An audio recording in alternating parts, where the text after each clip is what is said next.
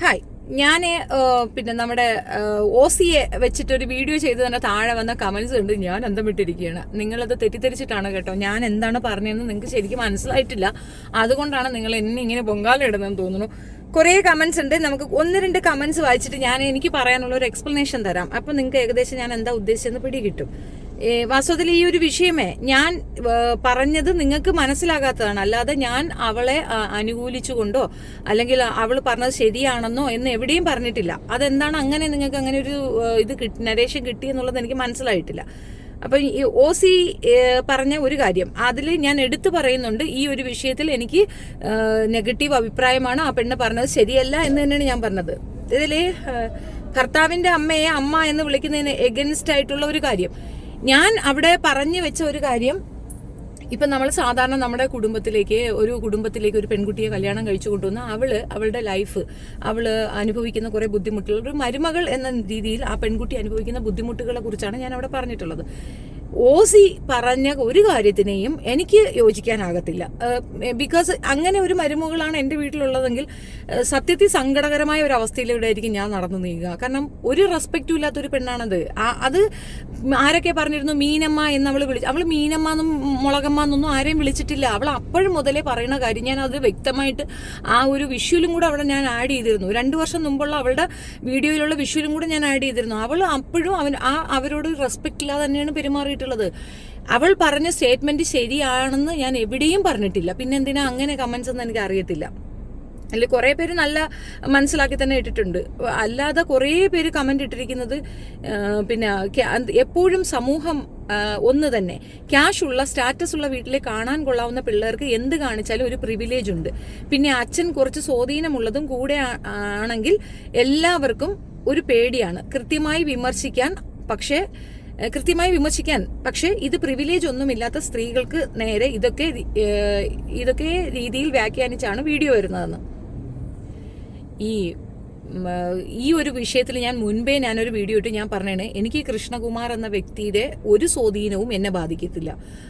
അയാള് എന്ത് തരത്തിലുള്ള സ്വാധീനമുള്ള പ്രൈം മിനിസ്റ്റർ പറഞ്ഞിട്ടുള്ള വ്യക്തിയാണ് ഞാൻ. എനിക്ക് അങ്ങനെ അതൊന്നും ബാധിക്കത്തില്ല. പക്ഷെ ഈ വിഷയത്തിൽ നമ്മൾ മനസ്സിലാക്കേണ്ട ഒരു കാര്യം, അവർ ഫാമിലി വ്ളോഗായിട്ട് അവരുടെ ലൈഫ് എടുത്ത് എക്സ്പോസ് ചെയ്ത് കാണിക്കുന്നു. അതിൽ കൂടെ നമുക്ക് അവളുടെ ക്യാരക്ടർ എന്താണെന്ന് മനസ്സിലാകുന്നു. ആ ഒരു സ്റ്റേറ്റ്മെന്റ് നമ്മൾ പറയുന്നു എന്നതിനപ്പുറം അവളെ തിരുത്താൻ നമ്മളെ കൊണ്ട് പറ്റുമെന്ന് നിങ്ങൾ തെറ്റിദ്ധരിക്കുന്നുണ്ടോ? എനിക്കറിയില്ല. അത് നിങ്ങളെ തോന്നൽ മാത്രമാണ്. ഒരിക്കലും നമുക്ക് അവരെ തിരുത്താനോ അവരുടെ ലൈഫിൽ കയറി ഒരു അഭിപ്രായം പറയാനോ നമുക്ക് പറ്റത്തില്ല. നമ്മൾ പറഞ്ഞാലും അവർ കേൾക്കാനും പോകുന്നില്ല. നിങ്ങൾക്ക് അതിന്റെ റവന്യൂ എത്രയാണെന്ന് അറിയാൻ പറ്റാത്തത് കൊണ്ടാണ്. ഞാൻ യൂട്യൂബ് നടത്തുന്ന ഒരാളായതുകൊണ്ട് തന്നെ എനിക്കിതിന്റെ റവന്യൂ എത്രത്തോളം കിട്ടുമെന്ന് അറിയാം. എനിക്ക് വളരെ മിതമായ വ്യൂ ആണുള്ളത്. ആ വ്യൂവിൽ തന്നെ എനിക്ക് നല്ല എമൗണ്ട് കിട്ടാറുണ്ട്. എൻ്റെ കാര്യങ്ങളൊക്കെ പ്രോപ്പറായിട്ട് നടന്നു നീങ്ങുന്നുണ്ട്.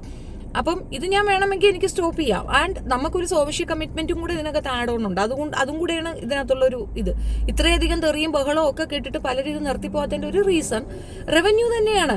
അപ്പൊ ആ റവന്യൂ അവർക്ക് കിട്ടുന്നുണ്ട്. അവർ ആ വീട്ടിലെ ഓരോരുത്തർക്കും പൈസ കിട്ടുന്നുണ്ട്. അവർ ലോകത്ത് ആരെയും വകവെച്ചു കൊടുക്കത്തില്ല. അവരുടെ വിചാരം എന്തെന്ന് പറഞ്ഞു കഴിഞ്ഞാൽ ഫിനാൻഷ്യലി സൗണ്ട് ആയാൽ എല്ലാമായി എന്നാണ്.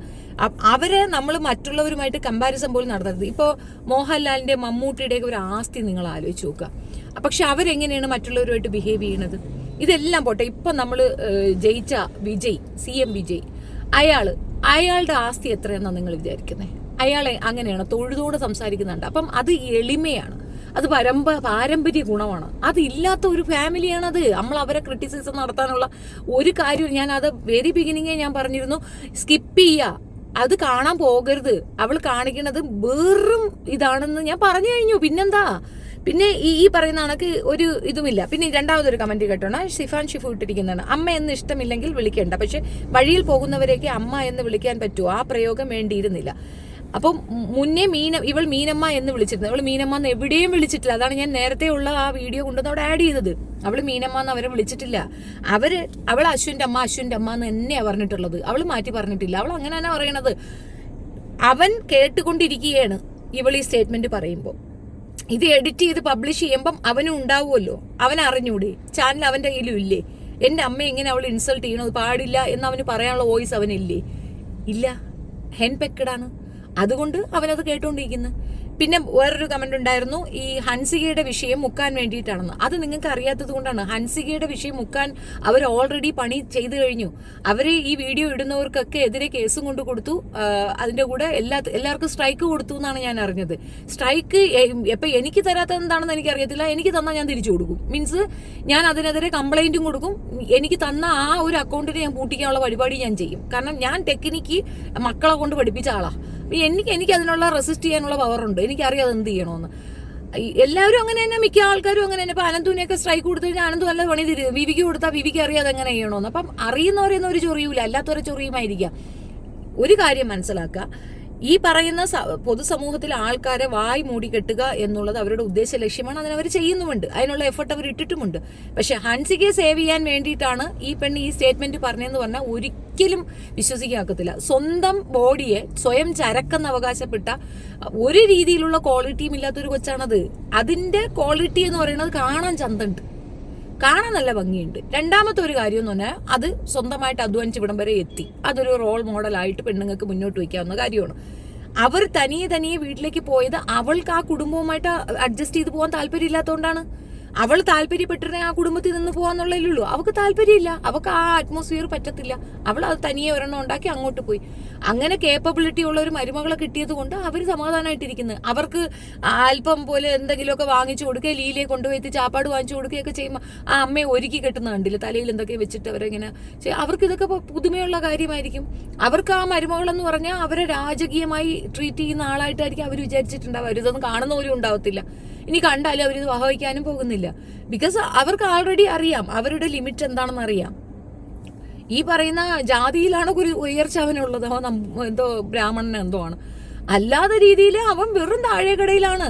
ആ കുടുംബത്തിൽ ആരും അവനെ റെസ്പെക്ട് ചെയ്യുന്നതായിട്ട് എനിക്ക് ഇതുവരെ തോന്നിയിട്ടില്ല.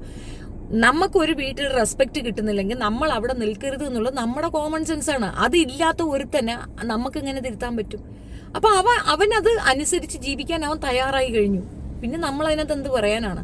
ഞാൻ മുന്നോട്ട് വെച്ച കാര്യം എന്തെന്ന് പറഞ്ഞു കഴിഞ്ഞാൽ, അമ്മായിയമ്മയെ അമ്മ എന്ന് വിളിക്കുന്നത് എല്ലാവർക്കും പറ്റത്തില്ല. ഞാൻ എൻ്റെ അമ്മായിയമ്മ അമ്മയെന്നാണ് വിളിക്കുന്നത്. കാരണം എനിക്കത് എൻ്റെ അമ്മ തന്നെയാണ്. എൻ്റെ ഉമ്മ കഴിഞ്ഞാൽ എനിക്ക് അടുത്ത അമ്മ അവർ തന്നെയാണ്. എനിക്ക് അവരെ അത്രയും ഇഷ്ടമാണ്. എന്തുകൊണ്ട് എനിക്ക് ആ ഇഷ്ടം വന്നെന്നറിയാമോ? എൻ്റെ ഭർത്താവിനെ എനിക്കിഷ്ടമാണ്. എൻ്റെ ഭർത്താവിൻ്റെ ഏറ്റവും വലിയ സന്തോഷം അദ്ദേഹത്തിൻ്റെ അമ്മയാണ്. ഞാൻ അദ്ദേഹത്തിനെ ഇഷ്ടപ്പെടാനുള്ള ഒരു കാരണം അദ്ദേഹത്തിൻ്റെ അമ്മ തന്നെയാണ്. അമ്മയോട് അദ്ദേഹത്തിനോടുള്ള കൺസേൺ. അമ്മയുടെ സാരി തലപ്പിൽ ഒരു പാഴ്സല് വന്നിരുന്നു. ആ പാഴ്സലിൽ വന്നിരിക്കുന്നത് ഈ ഇറച്ചി പൊരിച്ചതാണ്.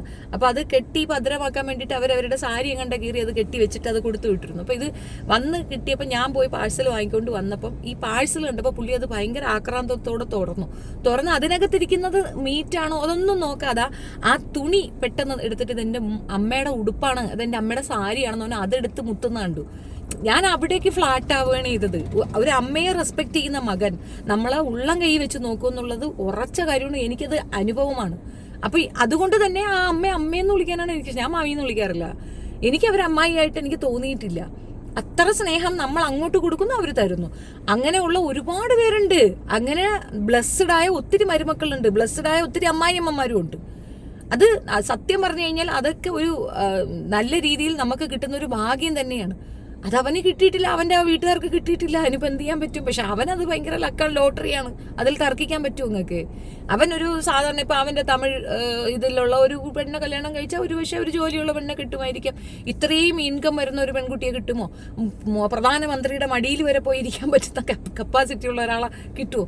അപ്പൊ അവൻ നോക്കുമ്പോൾ അവന്റെ വ്യൂ പോയിന്റ് നോക്കുമ്പോൾ അത് ഭയങ്കര ലക്കാ. അതുകൊണ്ട് അവരത് അഡ്ജസ്റ്റ് ചെയ്യുന്നു. അതിനകത്ത് ഞാൻ വ്യക്തമായി എൻ്റെ വീഡിയോയിൽ ഞാൻ വ്യക്തമായി പറഞ്ഞിട്ടുണ്ട്, എന്ന് അവന്റെ ക്ഷമ തീരുന്നോ അന്ന് ഈ ബന്ധം തീരും. അന്ന് ഇവ ഇത് അടിച്ച് ദൂരെ കളയും. അത്രയേ ഉള്ളൂ.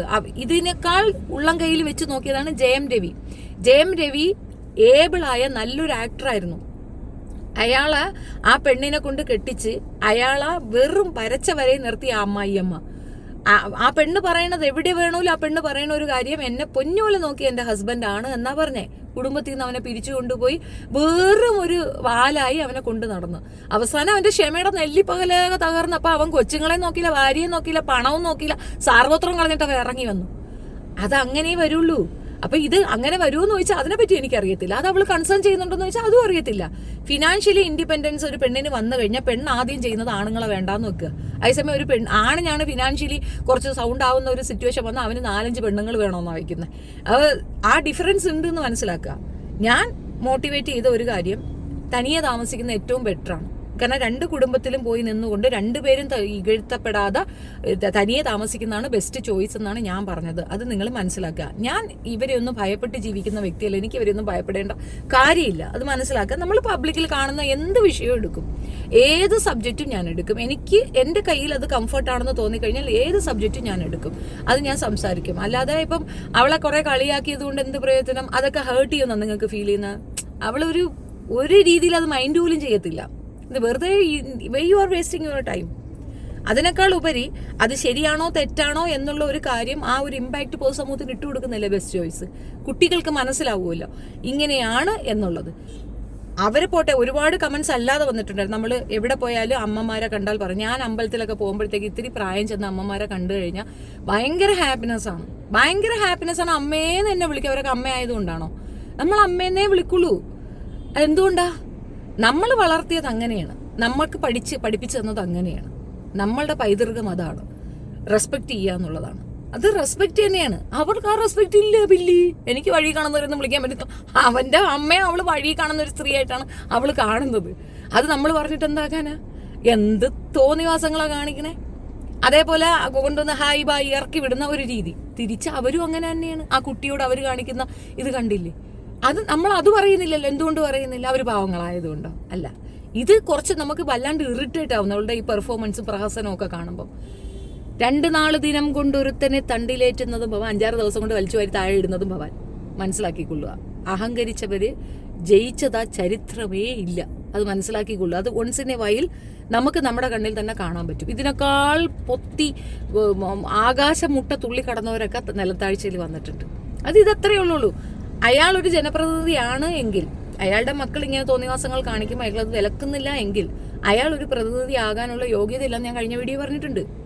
പിന്നെ ഹൻസികയുടെ ഇഷ്യൂ, അതിന് എനിക്ക് തോന്നുന്നില്ല ഇവള് അത് രക്ഷിക്കാനായിട്ട് വന്നിരുന്നത്. ഒരുപക്ഷെ ഈ പറയുന്ന പെൺകുട്ടിയെ അവർ വിലക്കുകയോ അല്ലെങ്കിൽ അതവർക്ക് നല്ല നാണക്കേട് ഉണ്ടാക്കുകയോ ചെയ്തിട്ടുണ്ടാവാം, കാരണക്കാരവരാണെങ്കിൽ തന്നെ. പിന്നെ നമുക്ക് 20 വയസ്സുള്ളൊരു കുട്ടിയിലെ എനിക്കൊരു കമന്റ് വന്നതായിരുന്നു, 20 വയസ്സുള്ളൊരു കുഞ്ഞല്ലേ, അതിന് നമുക്കൊന്ന് തിരുത്താനുള്ള അവസരമെങ്കിലും കൊടുത്തുകൂടിയെന്ന്. അതിനും മറുപടി അവിടെ തന്നെ ഉണ്ടായിരുന്നു. അതിങ്ങനെയാണ്, സബ്സ്ക്രിപ്ഷൻ വേണ്ടെന്നുള്ള വെച്ചിട്ടില്ലല്ലോ. ആകെ എത്ര 100 സംതിങ് അങ്ങോട്ട് ഉണ്ടായിരുന്ന സബ്സ്ക്രിപ്ഷൻ ഒരു 10 മടങ്ങ് കൂടി എന്നാ പറയുന്നത്. അതിൽ കൂടെ വരുന്ന റവന്യൂ അവർക്ക് താല്പര്യമാണെങ്കിൽ ഒരാളെ തിരുത്താനോ അല്ലെങ്കിൽ ഇത് തെറ്റാണെന്ന് പറഞ്ഞു കൊടുക്കാനോ നമുക്ക് പറ്റുമോ? എന്നെ കൊണ്ടാക്കത്തില്ല. ഞാനിപ്പോൾ രേണുവിൻ്റെ കാര്യം പറഞ്ഞപ്പോൾ തന്നെ ഞാൻ കേട്ട തെറിവിളി യു കാണ്ട് ഇമാജിൻ. ഫേസ്ബുക്കിലൊക്കെ എന്നെ എന്തോരം തെറിയായിരുന്നറിയാം, എന്തൊക്കെയാ പറഞ്ഞേ. പിന്നെ ഒരു ബാച്ച് അപ്പുറത്ത് കിടന്ന് തെറിയായിരുന്നു. എന്തൊരു ബഹളമായിരുന്നു. അതൊക്കെ നിങ്ങൾ വിറ്റ്നസ് ആയതല്ലേ. ഞാൻ എന്ത് പറഞ്ഞു? ഞാൻ മിണ്ടാതിരുന്നു. ആൻഡ് ഗ്രാജുവലി അത് റിവീലായി. ഒരിക്കലും ഒരാൾക്കും സ്വയം ഇങ്ങനെ ഒളിച്ചു വയ്ക്കാക്കത്തില്ല. പ്രത്യേകിച്ച് ലൈഫ് സ്റ്റൈൽ വ്ളോഗ് ചെയ്യുന്ന ഈ സ്ത്രീയെ ഇനിയും കൂടുതൽ നിങ്ങൾക്ക് വെളിച്ചത്തിലേക്ക് വരും എന്നുള്ളതാണ്. അപ്പം ഞാൻ ചെയ്ത വീഡിയോ നിങ്ങൾ ശരിക്കും ശ്രദ്ധിക്കാത്തത് കൊണ്ടാണോ എന്തോന്ന് എനിക്കറിയത്തില്ല. ഞാനിപ്പോഴും പറയുന്നു, ആ പെൺകുട്ടി മാറി താമസിച്ചതിനാണ് ഞാൻ സപ്പോർട്ട് ചെയ്തത്. അത് നല്ലൊരു കാര്യമാണ്. അവൾ ആ വീട്ടിൽ ചേർന്ന് പോകത്തില്ല, അവനും ആ കുടുംബത്തിൽ ചേർന്ന് പോകാൻ ബുദ്ധിമുട്ടായിരിക്കും. അപ്പം മാറി താമസിക്കുന്നതാണ് ബെസ്റ്റ് ചോയ്സ്. അതാണ് ഞാൻ ഉദ്ദേശിച്ചത്. ഓരോ പെൺകുട്ടികളും അങ്ങനെ തന്നെ ആയിരിക്കണം. നിങ്ങൾക്ക് നിങ്ങളുടെ വീട്ടിൽ പെൺകുട്ടികളെ കൂടെ നിർത്തണമെന്നുണ്ടെങ്കിൽ അമ്മായിയമ്മമാരായ നിങ്ങൾ കുറച്ച് അടക്കം വന്നേ പറ്റുള്ളൂ. ഇപ്പോൾ നമ്മളും ഒരിക്കൽ മരുമകളായിരുന്നു. നമ്മൾ അനുഭവിച്ച ബുദ്ധിമുട്ട് നമ്മുടെ മരുമക്കൾ അനുഭവിക്കാതിരിക്കാൻ നമ്മൾ ശ്രദ്ധിക്കണം. നമ്മൾ മക്കളെ മാത്രമേ കൺസേൺ ചെയ്യൂ. നമ്മൾ അനുഭവിച്ച വേദന നമ്മുടെ മക്കൾ അനുഭവിക്കരുതെന്ന് നമ്മൾ പറയും. പക്ഷെ മരുമക്കൾ അനുഭവിക്കുന്ന കുഴപ്പമില്ല എന്ന് പറയും. അത് ചെയ്യരുതെന്നാണ് ഞാൻ പറഞ്ഞത്. നമ്മൾ മക്കളെ സ്നേഹിക്കുന്നുണ്ടെങ്കിൽ മരുമക്കൾക്ക് ആ സ്പേസ് കൊടുക്കുക. ഒത്തിരി ഓവർ കൊടുത്ത് തഴയ കയറി നിറങ്ങും, അത് വേറെ കാര്യം.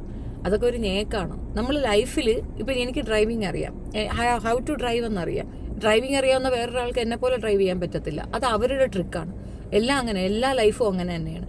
നിങ്ങൾക്ക് അറിയുന്ന കണക്ക് എനിക്കറിയത്തില്ല, എനിക്കറിയുന്ന കണക്ക് നിങ്ങൾക്ക് അറിയത്തില്ല. അപ്പം നമ്മുടെ സേവിങ് എങ്ങനെയാണ്, നമ്മളെ ലൈഫ് എങ്ങനെ സെക്യൂറായിട്ട് കൊണ്ടുപോകണമെന്നുള്ളത് നമ്മളുടെ ബോധമണ്ഡലത്തിലാണ്. അപ്പോൾ അത് നമ്മൾ എങ്ങനെ കൈകാര്യം ചെയ്യുന്നു എന്നതിനെ പുറത്തിരിക്കും.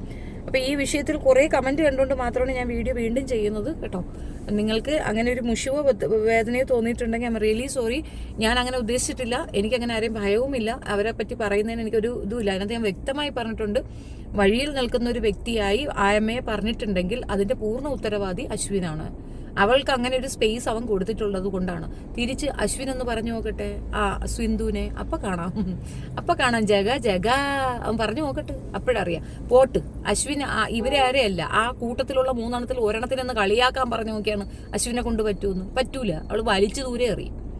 അത് മനസ്സിലാക്കാനുള്ള പ്രായോഗിക ബുദ്ധി ആ ചെറുക്കനില്ല. അത് മുമ്പേ ഉണ്ടായിരുന്ന പയ്യൻ ഉണ്ടായതുകൊണ്ടാണ് അവൻ കളഞ്ഞിട്ട് അവൻ്റെ പാട് നോക്കിപ്പോയത്. അപ്പം അത് മനസ്സിലാക്കുക. നമ്മളത് മനസ്സിലാക്കി. അതുകൊണ്ടാണ് ഞാൻ ആ കരുതി ഒന്നും പറയാതിരുന്നത്. Thank you. നിങ്ങളുടെ അഭിപ്രായങ്ങൾ തീർച്ചയായിട്ടും അക്സെപ്റ്റബിൾ ആണ്. അത് വളരെ സന്തോഷം. നിങ്ങൾ കമൻ്റ് ഇട്ട് എന്നെ തിരുത്താൻ ശ്രമിച്ചതിൽ എനിക്ക് വളരെ സന്തോഷം തോന്നിയിട്ടുണ്ട്. ഞാൻ ഈ ഒരു വിഷയമാണ് ഉദ്ദേശിച്ചതെന്ന് പറയാനാണ് ഞാൻ ഈ വീഡിയോ ചെയ്തത്. നന്ദി.